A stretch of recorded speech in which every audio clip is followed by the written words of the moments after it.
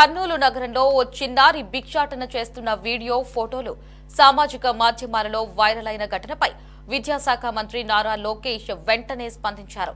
ఆ బాలుడిని కాపాడాలని స్త్రీ శిశు సంక్షేమ జిల్లా బాలల సంరక్షణ శాఖ అధికారులకు ఆదేశాలు ఇచ్చారు.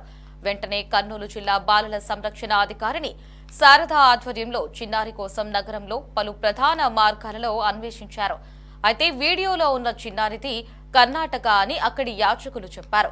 10 రోజుల క్రితమే ఆ చిన్నారిని వారి తల్లిదండ్రులు తీసుకుని వెళ్లారని తెలిపారు. ఇక వీడియోలో ఉన్న చిన్నారి కోసం అన్వేషిస్తుంటే గుంతకల్కు చెందిన మరో చిన్నారిని గుర్తించినట్లు కర్నూలు జిల్లా బాలల సంరక్షణ అధికారిని శారద చెప్పారు.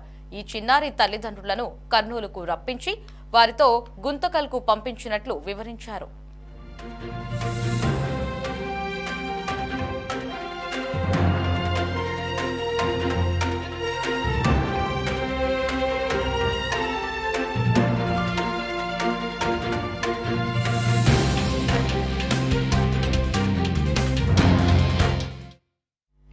కర్నూలు నగరంలో ఓ చిన్నారి భిక్షాటన చేస్తున్న వీడియో ఫోటోలు సామాజిక మాధ్యమాలలో వైరల్ అయిన ఘటనపై విద్యాశాఖ మంత్రి నారా లోకేష్ వెంటనే స్పందించారు.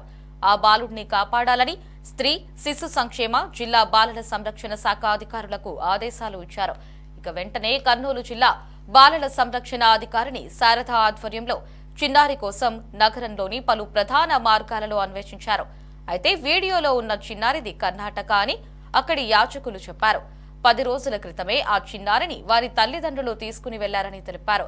ఇక వీడియోలో ఉన్న చిన్నారి కోసం అన్వేషిస్తుంటే గుంతకల్కు చెందిన మరో చిన్నారిని గుర్తించినట్లు కర్నూలు జిల్లా బాలల సంరక్షణ అధికారిని శారద చెప్పారు.